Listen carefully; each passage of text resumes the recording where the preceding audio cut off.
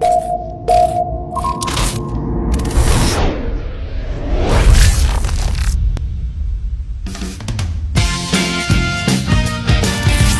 sa ibabaw. Ito po. Ayan. Ayan. Sa dami rin po ng nyug. May kawayan. May nyug. Ang muna ito sir dito. Oo. Ay wala pang original mo yan. Nandun pa sa ano. Nasa original pa. Ayan. Yan po yung alagaan baboy nila. Ayan.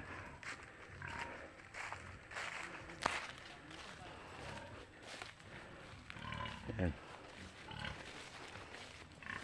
Ito po sa anak ng may-ari, yung alagaan na baboy. Pwede lang po dito siguro mga 10 baboy lang ang alagaan. Dahil kasi wala pong suling dito eh. Pero pag mansarili po, meron po yan. Ayan. Kita nyo may alaga si sir. May bahay. Ayan. Kita nyo ha. Ganda. Ayan po yung bahayan. Mga bahayan po yan. Mula po dito ang property sir ano? Mula po dito. Ayan. Mula po dito. Pag ganun. Tapos mula po dito. Pag ganun. Ayan. Pag ganun. Tapos pag ganun na. Kasama mo po yung nasa ibabaw na yan. Tsaka dyan. Ayan. Ayan. Tapos. Ito po yung feed road. Ito po. Ayan. Dito po pwedeng pumasok ang sasakyan. Mula po doon sa school. Siguro mga 3 minutes po. Pathway lang po ang dadaanan muna. Pero doon sa kabilang side po, nandun po yung binutas sa kalsada. Papunta po dito. May bahayan po, ayan. Bahayan din po doon sa taas. Saka doon. Saka po dito, bahayan po yan. Kaya po, hindi po nakakatakot sa lugar na to. Wag po kayong mag-inspect na ang Quezon ay puro NPA. Wala po katotohanan yun. Lagi po kasi may nagko-comment ng ganun eh. Mga sirauli nagko-comment ng ganun. Ayan po. Ayan, kasama po yan. Yan. Saka doon. Ayan. Kita nyo may kuryente oh. Ayan oh. Ayan, may kuryente po. Ayan. Ayan. Kasi may natugtog doon sa dulo. Ayan, pag ganun po yung property. Ayan. Kasama pa po yung kapantayan dyan. Ganda. Ayan. Bilhin na po ito mga kasama. Mamat sir. 6.7 hectares. Salamat po. Ayan po. Tara sir. Overlooking po yung property. Yung boundary nito, meron doon.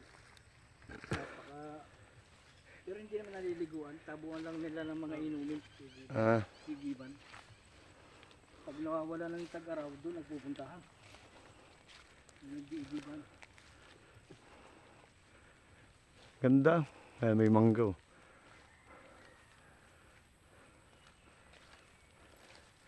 Nasa 3,000 pala mahigit nyo ka sir.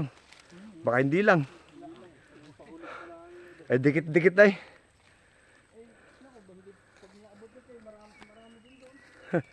Nasa dulo ano. Bukasan pa po yan. Ayan. Yan po. Nakita nyo nyug ha. Sa sobrang dami. Sa nyug pa lang po. Hindi nakilugi. Ganda. Ayan. Tapos may mga pasiyab na po kasunod to. Ayan. Ayan po. Overlooking po pati property. Ayan. Pantay uli dito.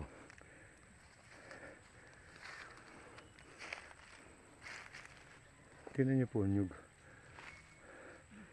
Sa nyug lang. Panalo na kayo. 3,000 mahigit. Ayan, may ilang nara. Pero last lamang po ang nyug. Sama po yan dyan. Ganyan. Ayan.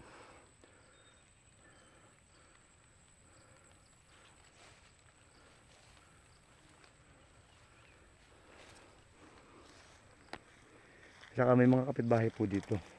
Diyan sa unahan. May mga tao po dyan. Kapitbahay. Saka malapit po ito sa school. Ang school lang po nito siguro mula dito. 2 minutes.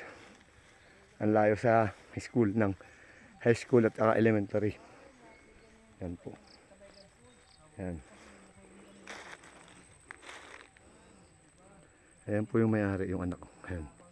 Hindi po mga kasama. Ito pong property nito ay 6.7 hectares, Ginyangan, Quezon. Kita niyo po ang mga nyug. Maganda. Hanggang ang nyug po nito ay dikit-dikitin. Mga ilan ang nyug dito, sir? May 3,000? Anyog? Oo. Narinig nyo sabi nung anak ng may-ari, mahigit pong 3,000 anyog nito. Tapos dun sa dulo, may mga busay-busay dun sa dulo, ano? Yan, may busay-busay po daw dun sa baba. Kaya lang, hindi ko na lang, ito kasama po yan. Yan. Ganda. Ganda po ng property talaga. Ito po ay hili siya, pero hili baba, pantay, hili uli. Ayan, ayan. Pansin nyo po itong property. Ang ganda. Kasama pa po yung mga nyug dyan sa baba. Ayan. Tibura. Yun lang, wala pong ibang tanim kundi niyog lang. May mga kita nyo naman po. Yung mga nyug nila. Punong-puno ng niyog. Oh.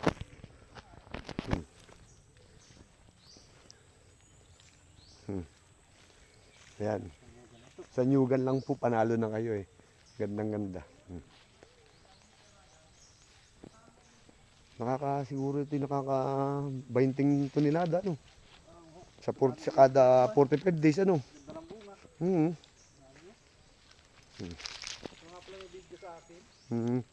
Sobrang ganda po ng property. Dikit-dikit po ang niyog. Ayan, yan. Ito po, ayan, pantay na naman tayo. Pag ganun po, baba, pantay. Tapos ganun, pantay. Ganun, pantay. Para pong hagdan-hagdan pala yan.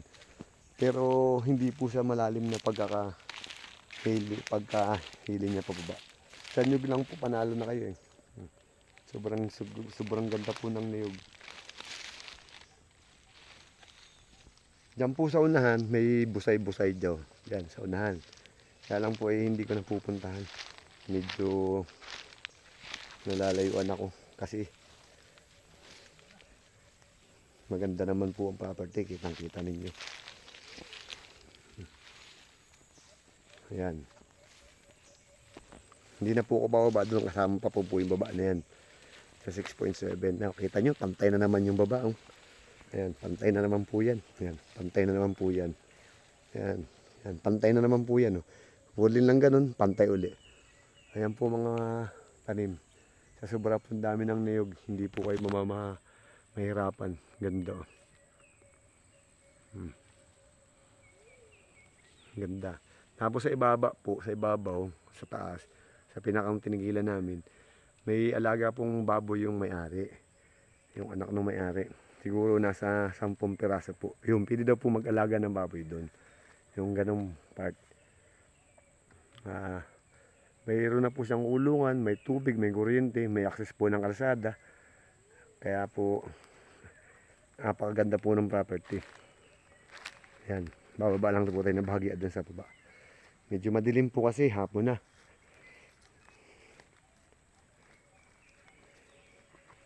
Yan po. Ayan. 6.7 hectares po yan. Ayun po yung dagat. Oh. Ayun. Overlooking po yan. Ayun po yung dagat ng Ginyangan. Ayun. Kita nyo po dyan. Ayan. Ayan. Dagat po yun. Dagat. Medyo malayo po kasi. Pero overlooking po yung property.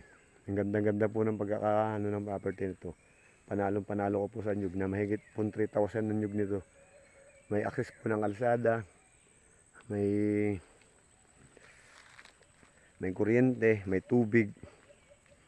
Yan, bababa lang po ko ng konti para ano. Dito po ulit tayo sa isang kapantayan.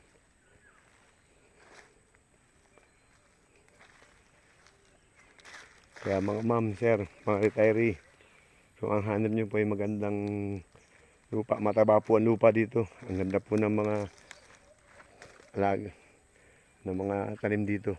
Napakataba po ng lupa.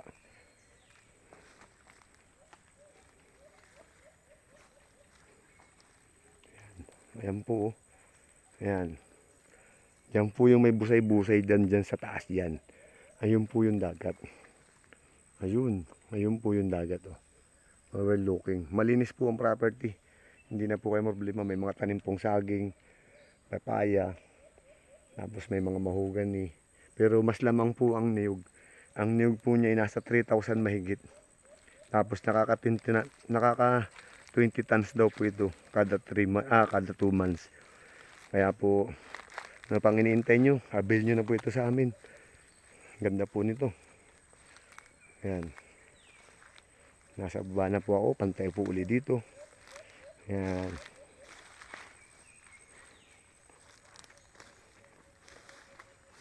Ayan.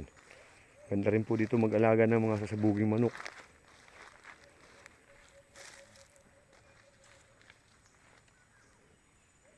Ayan po yung property.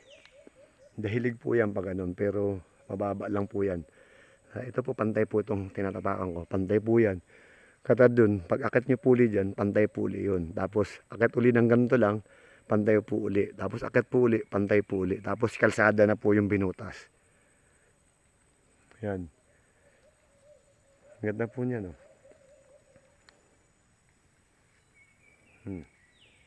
Diyan sa baba po, meron pa yan sa dulo. Ayan, paunahan pa po niya ng property. Ganun. Nag-eskwala po yung property. Eskwala, style. O, tingnan nyo po ang nyug, oh, sa bunga. Hitik na hitik ang mga bunga nila. Ang ganda. Ayan. Ayan ha. Ayan. Ang ganda po nito. 6.7 hectares po ito, mga kasama. Mga ma'am, sir, nabil nyo na po. Mura-mura lang po ito. 6.7, title, bayad ang amilyar.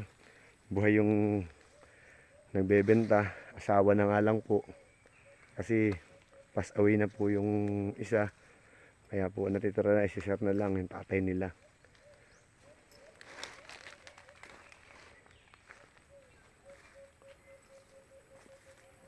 Ayan po. Ganda. Hanggat na po tayo. Malinis po kasi yung property. Maganda. Kita nyo naman siguro sa nyug. Ayan o. Dikit-dikit po ang pagitan. Dikit-dikit po ang nyug dyan. Tapos may mga nakasuyab na po. Ayan, mayroon na pong ilang piraso ng matalaki na. Ayan po. Kita nyo. Sobrang ganda ng property.